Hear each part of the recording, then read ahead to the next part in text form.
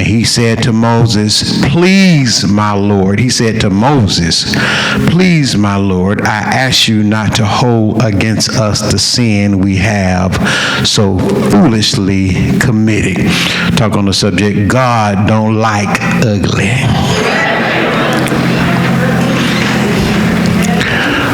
Turn to somebody and say, God don't like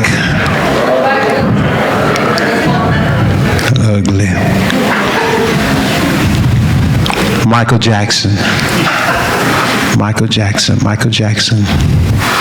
All right. Michael Jackson wrote on January 22nd, 2013, I quote, I remember I always felt ugly as a teenager and a child. I didn't know how to not have low self-esteem, and as he got older, he began to get even more attractive. And he continued to say, I had the worst self-esteem. I would spend a lot of days and nights crying even. Unfortunately, self-esteem wasn't something that was taught or talked about much. Teach your children and teenagers as he got older that they are beautiful just the way they are. End quote. Michael Jackson. My brothers and sisters, Michael Jackson did not realize that true beauty and attractiveness, at least early in his life, is not one's outward appearance, but one's inward heart and behavior. That's what true beauty is. So when I say God does not like ugly, I don't want you to misunderstand what I'm saying. I'm not talking about your physical attractiveness. I'm not talking about how you look on the outside. I'm talking about one's heart, one's behavior. What does being ugly really mean? It's not connected with your physical appearance, your weight, your height. Don't have anything to do with it. It deals with your spirit. That's right. Amen, brother. Your spirit. God told, in fact, God said this to Samuel when Samuel was looking for a king. He said, do not look on the outward appearance like man do. He said, God does not look at the outward appearance, but God looketh in the heart. So when God says somebody is beautiful, he's not saying how you look on the outside. He's talking about how your spirit is. The Urban Dictionary says it like this: being ugly is a term used to describe the actions of someone who's acting rudely or unpleasantly to others. While being ugly is a common phrasing, there are other variants like acting ugly or being ugly. And I want to share with you in this text that in this text, Miriam and Aaron were being ugly.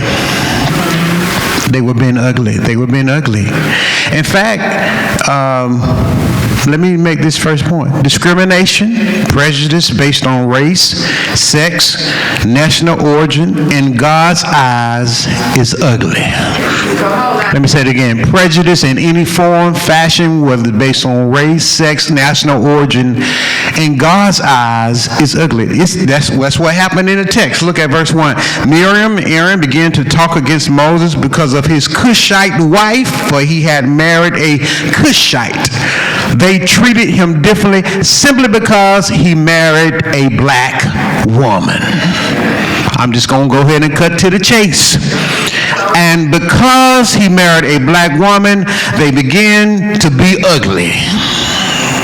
And the only basis that the text gives for Miriam and Aaron speaking against their brother Moses was that he married a black woman. And the Cushites were black. The Ethiopian were black. All of these were black people. Always been black people. Still today, still black people. Miriam and Aaron were being racist and exercising discrimination and bias against Moses and his wife, and it's clear that God did not like this ugly behavior. And still today, God does not like discrimination. Still today, God does not like white privilege. Still today, God does not like mistreatment of people based on who they are, based on how they look, based on their sex, race, or national origin. And that's why we celebrate black history, because there were our ancestors that stood up to the oppression, Jim Crow. Before Jim Crow, there was slavery, and they stood up to what was in itself inherently immoral and evil, because racism, separatism, white privilege, all of that God stands against, and we got to continue to stand against that as well. Each one of us were made in his own image. And you as an African American have to learn how to not just love black people. We ourselves have to learn to love all people, regardless of their skin color, complexion, national origin. They may be Hispanic, they may be of the Latin community, whoever they are, whatever nationality. We cannot repeat history by treating people like how we used to be treated. And two wrongs don't make a right. And not only that, my brothers and sisters, you as an African American have to learn how to love all people, whether they white, black, red, or yellow. But not only that, you have to learn how to love your own people too, you know. Some of us hate each other. That's what happened in Memphis. We had 5 black officers snatching black men out the cars and hitting them on the ground, and they treated black people worse than they treated the white people. And that don't work either, because see, that indicates self-hate. It don't do you no good to hate each other. And sometimes we're more harder on black businesses than we are on white businesses. You so picky with a black person serving you, and when somebody black owning the business, but you walk into Walmart, they curse you out. You'll be right back in Walmart the next day. But you give the black lawyers, the black attorneys, the black doctors, the black t-shirt sellers, the black people that own businesses, the black restaurant owners, everything got to be perfect. The hamburger can't be cold. The water got to have ice in it. But you don't say that when you walk into McDonald's and Burger King. They can mess up your hamburger. French fries be cold. You'll go ahead and pay for it and leave a tip.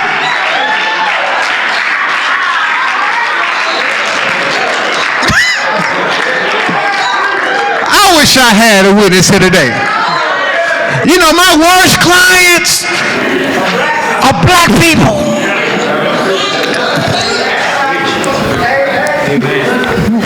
So picky. It seems like a white man can do anything. And you look the other way. That's all right. Don't worry about it, Mr. Charlie. I'll be all right.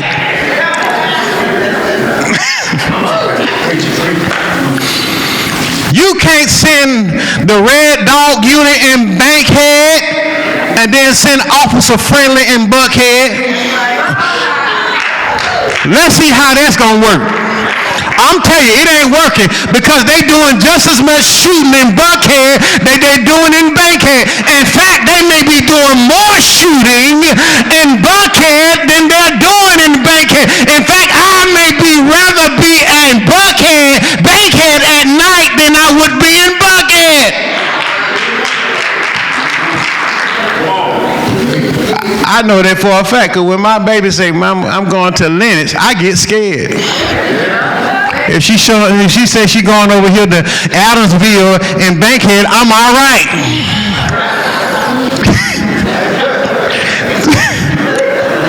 Am I right about it? Am I telling the truth? So that doesn't work. So officers, hey, your standard got to be the same. If a white man got a gun and a black man have a gun, should be the same reaction. Am I right about it? You always saying that to me. Amen. But we don't even got to have a gun. They snatching us out the car, throwing us on the ground. We can have a phone in our hand. We might get shot. But a white man can have 3 guns. They gave the man, one of the shooters that shot up one of the school, they gave him a hamburger from Burger King on his way to the jail.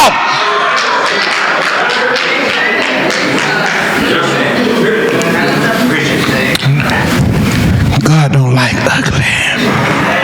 We have to treat one another. We got to turn to somebody and say, love yourself. Love yourself.